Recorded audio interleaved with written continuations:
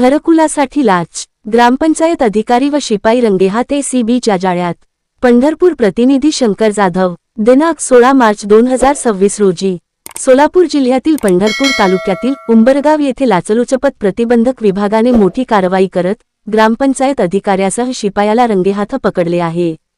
प्रशांत प्रकाश मुकरे ग्रामपंचायत अधिकारी आणि दत्तात्रय अभिमान कांबळे ग्रामपंचायत शिपाई यांनी पंतप्रधान आवास योजनेअंतर्गत मंजूर घरकुलाच्या शेवटच्या हप्त्यासाठी तक्रारदाराकडून 20,000 रुपयांची लाच मागितली होती।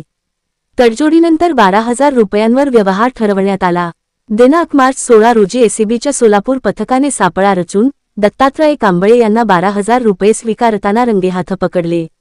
या प्रकरणी भ्रष्टाचार प्रतिबंधक कायदा कलम 7 व 12 अंतर्गत गुन्हा दाखल करण्याची प्रक्रिया सुरू आहे।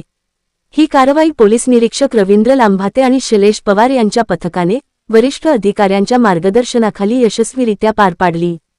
दरम्यान कोणत्याही शासकीय कामासाठी लाच मागितल्यास नागरिकांनी तात्काळ एसीबी सोलापूरशी संपर्क साधावा असे आवाहन करण्यात आले आहे। टोल फ्री क्रमांक 1064